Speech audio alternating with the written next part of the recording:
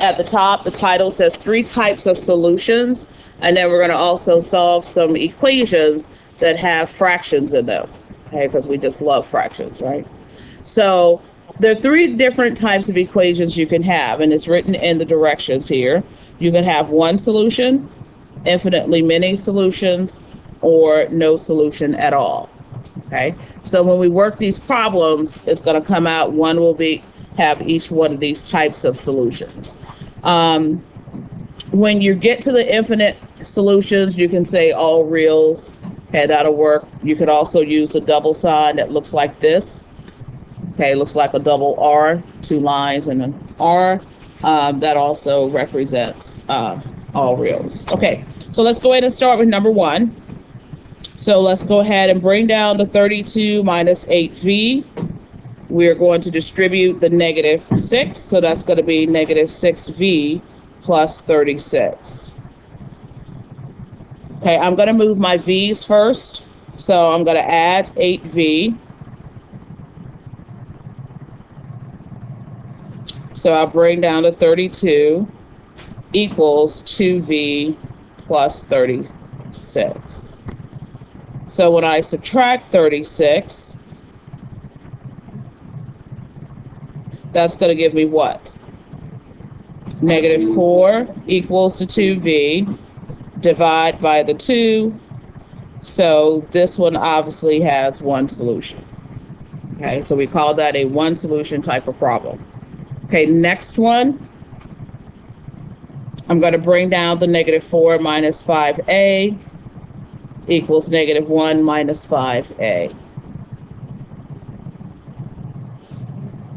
Okay, now, so when I try to get all my variables to one side, they're going to cancel out on both, and I end up with negative 4 equals to negative 1, which we know that's not a true statement. Negative 4 does not equal to negative 1, so we call that no solution.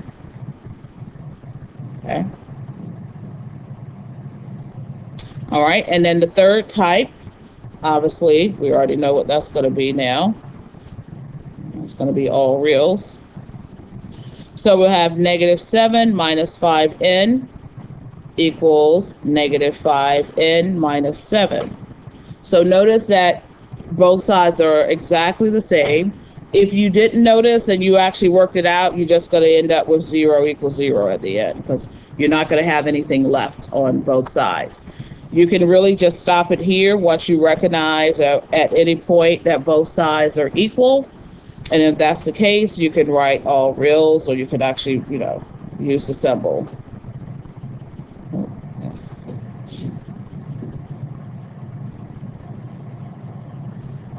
Okay. All right, so again, just 3 different types of solutions. Now we're going down to the next part, which is just where we have fractions.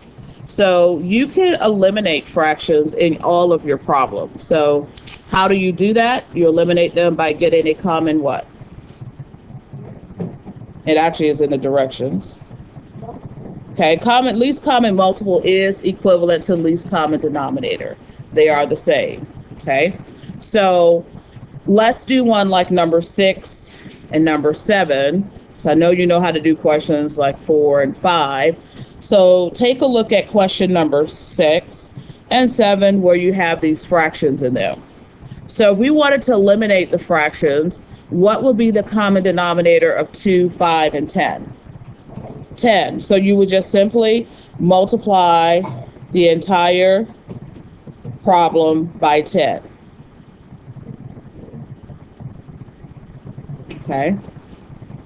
So if you multiply by 10, notice the denominators are going to eventually go away, because you can say, okay, 10 times 3 is 30. 30 divided by 2 will give me 15x. Okay, because I'm just multiplying. 10 times 3 is 30. 30 divided by 2 is 15. Okay, 10 times 3 is 30. 30 divided by 5 will give me what? 6x. And then, of course, here they just cancel out. So basically, you multiply through by your common denominator to eliminate the fraction. And then it comes a very simple equations without fractions. So you have 21x equals to 63. So when we divide by 21, what is the value of x? X equals to 3. Okay, so it really helps by doing that because you're eliminating all of the fractions. Okay, let's take a look at number 7. All right, what's the common denominator in number 7? 8. All right, so let's go ahead and multiply everything by 8.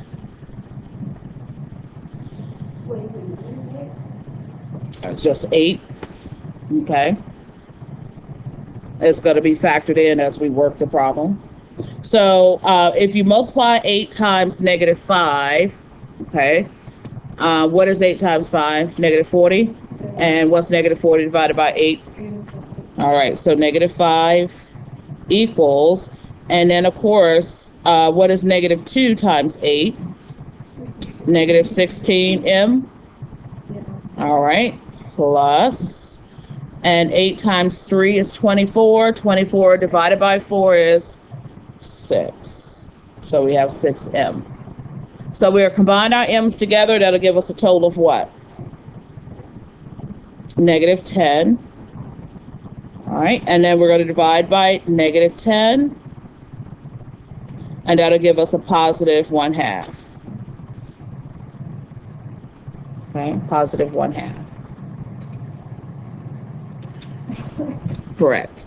All right, so let's take a look at number 9. So when I distribute the 1/3, that's going to give me 5/3. Is that correct? 5/3 k plus 5/3 equals 135. Okay, our common denominator is 3. Okay. So of course, when I do 5 times 3 is 15, 15 divided by 3, that's going to give me 5k plus 5 equals 135 times 3, is that 405? Yeah. Okay. And then when we subtract 5, we end up with 400.